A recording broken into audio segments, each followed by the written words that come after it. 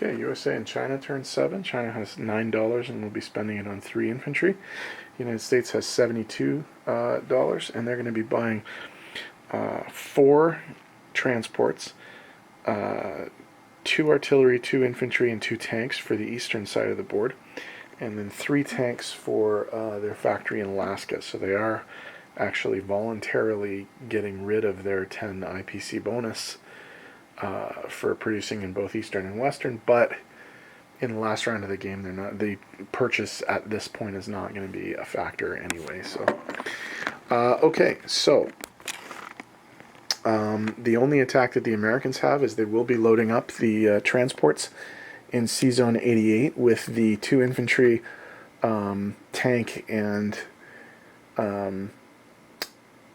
mech from British Guiana and attacking Gibraltar. There will be an offshore shot from their cruiser, and the planes will be involved as well from the carrier. Okay. The only attack China has is they're going to be attacking Sichuan with 2 cavalry and a fighter from Singhai. So 2 rolls to do. We'll probably do the Chinese one first because it's fast, and then we'll get to non-combat. So I forgot 2 more American attacks. They will be attacking Shahar with an infantry, an infantry from Johor, a mechanized infantry from Manchuria, and a strategic bomber from Manchuria. They'll be attacking Shantung with an infantry from Johor, a tank from Manchuria, and a tactical bomber from Manchuria. Sorry, I forgot about those.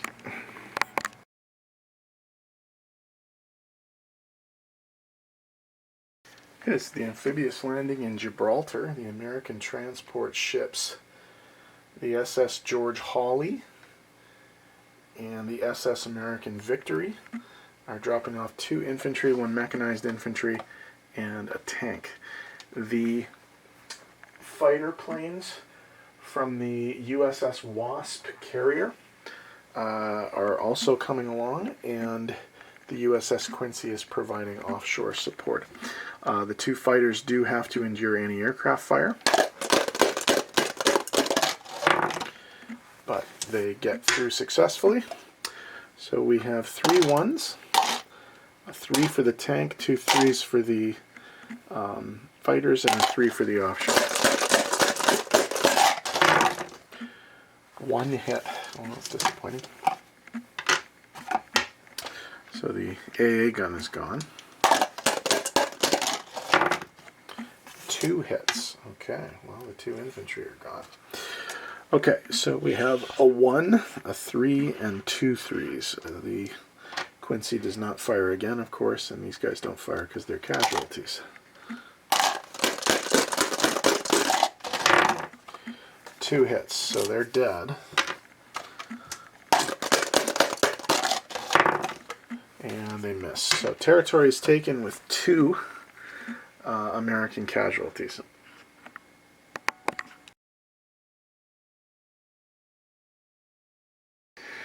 Okay, the attack on Shahar. 1 infantry, 1 mechanized infantry, and 1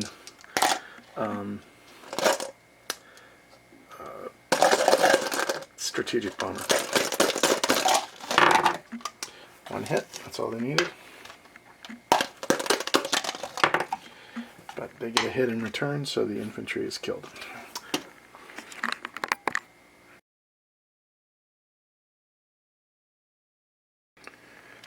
Okay, it's the attack on Shantung. 1 infantry, 1 tank. Oh, sorry, this tactical, because it's paired with a tank, should be a 4, not a 3. So a 1, a 3, and a 4. Hit versus a 2. Miss. So U.S. takes the territory with no casualties.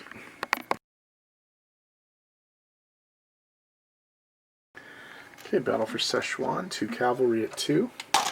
A fighter at 3. 2 hits. That's the battle.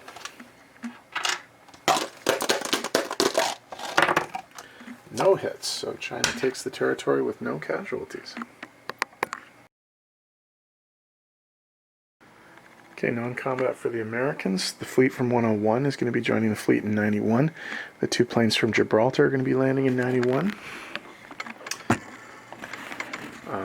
The fleet from 10 is going to move up to Sea Zone 2, bringing with it 1 infantry, which it will drop off in Alaska. 4 of the planes are going to land on the 6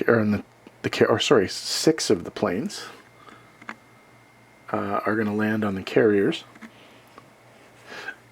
And then 1 of the planes is going to make its way to Siberia. In Asia, the bomber is going to land in Manchuria, and the tactical bomber is going to land in Manchuria. One of the artillery from Manchuria is going to go to Johor. So that should be it. Oh, China. It will land its fighter in Sikeng.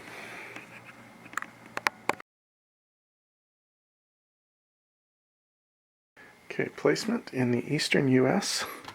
We will place 2 infantry, 2 tanks, 2 artillery, and 4 transport ships. In the Alaskan factory, we will place 3 tanks. Okay. For the Chinese, we're going to put 1 infantry in Shanghai, and we're going to put 2 infantry in Sikeng.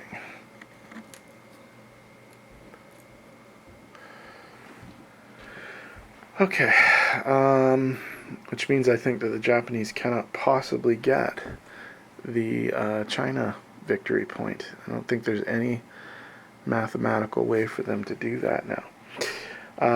Okay, income. We do have a switch to make over here, but it's non-monetary. Gibraltar is now no longer German. It's back to being British again. In China, we have several adjustments to make. Sichuan, Shahar, and Shantung have all been liberated, so that's 5 IPCs difference. So we change China from 5 to 10. We put Japan down from 59 to 54. So, China has a base income of 10. They do not get a national objective bonus because the Burma Road is still closed. The U.S. has a base income of 52. They're going to get 2 bonuses, one for the islands and one for the Central American countries. They forfeited their other bonus. Again, it's probably not likely that these guys are going to be able to spend this money next turn anywhere, that it will make a difference at that point of the game. But anyway, the U.S. finishes this turn with 62 IPCs, and China finishes with 10 IPCs. Disposition of forces, Americans. In Alaska, they have 7 infantry, 6 from the west and 1 from the east, 2 anti-aircraft artillery, and 3 tanks.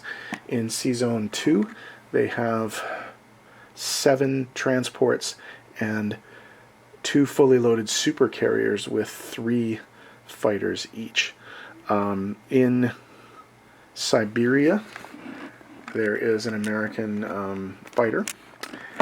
In Manchuria, there are 2 American artillery, 1 American infantry, and a strategic bomber and a tactical bomber. In Johor, there is an artillery piece. In Shantung, there is an infantry and a tank. In Shahar, there is a mechanized infantry. In the eastern United States, there are 4 infantry, 2 mechs, 2 tanks, 2 artillery, and 2 anti-aircraft with 4